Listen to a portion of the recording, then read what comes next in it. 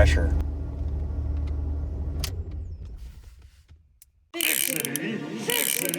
Fixity fix! Well, you saw it, our much loved 89 Ranger with 2.9 rebuilt engine just fired up with no oil pressure. I've gotten in the habit, because I drive a lot of old cars, of making sure oil pressure comes up.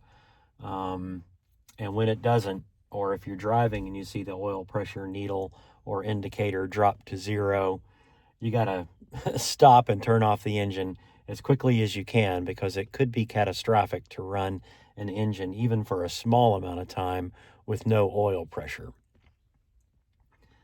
Now, what could it be? Maybe it's spun a bearing or thrown a rod and there's no oil pressure because the oil is leaking out of the block. Maybe the oil pump has died and come apart. And any of those could have parts, metal parts floating around in the engine, messing things up even further. That's why you need to turn it off quickly.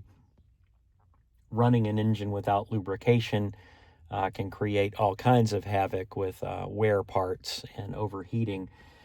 It could also hopefully be something simple, like maybe the wire has come off of the oil pressure send unit, or maybe the oil pressure send unit has gone bad. We're going to take a look at the oil pressure send unit first, since that's the most likely cause with a recently rebuilt engine.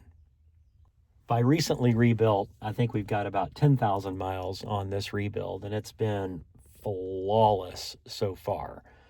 So that leads me to suspect it's probably not an issue with the engine, but we can't rule that out. Let's look under the hood.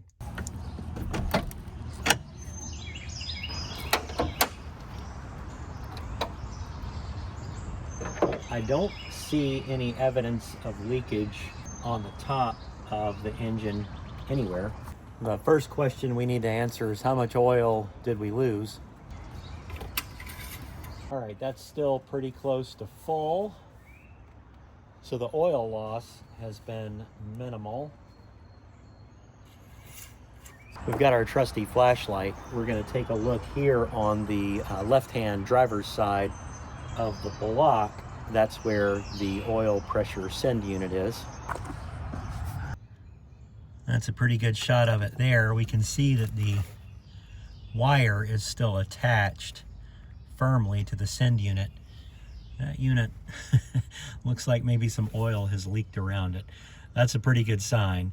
Let's take a look more closely underneath. Since we're not hearing any big knocks or anything too concerning, I'm okay running it if I need to further this assessment.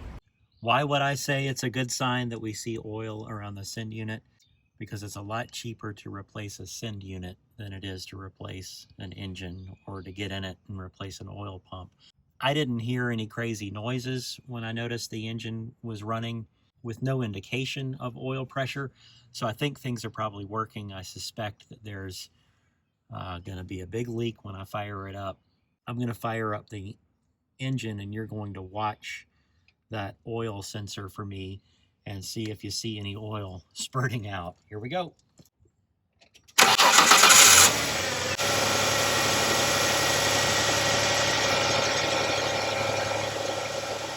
Yep, well, there's your problem right there. Let's kill it.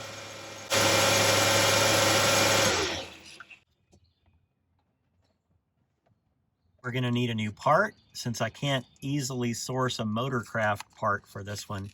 I like standard parts pretty well, though I think that's probably what's coming out of here as a bad part. So that is what our oil pressure sensor looks like. That's the new part.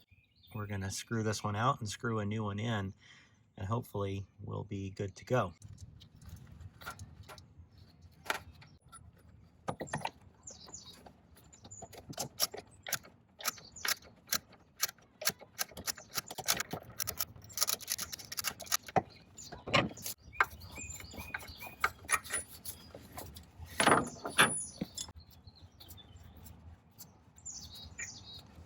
Probably better to drain the oil before doing something like this, but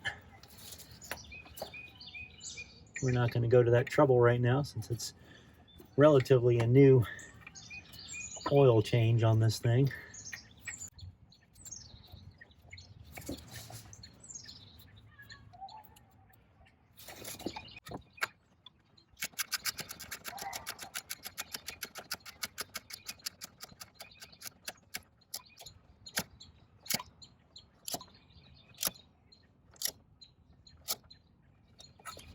Send unit wire. I'm going to fire it up. I'm going to watch the gauge in there. Then we're going to come check for leaks. All right, watch this gauge with me. Yeah, there we go. That's normal oil pressure. Now let's get out there and see if that thing's leaking. I see no evidence of leaking. We are holding good oil pressure. And there's no leaks. So it looks like another good fixity fix for the 89 Ranger. Thanks for watching. If you find this kind of content helpful or even entertaining, hit subscribe, give us a like, and maybe leave us a comment about what you think. Thanks for watching.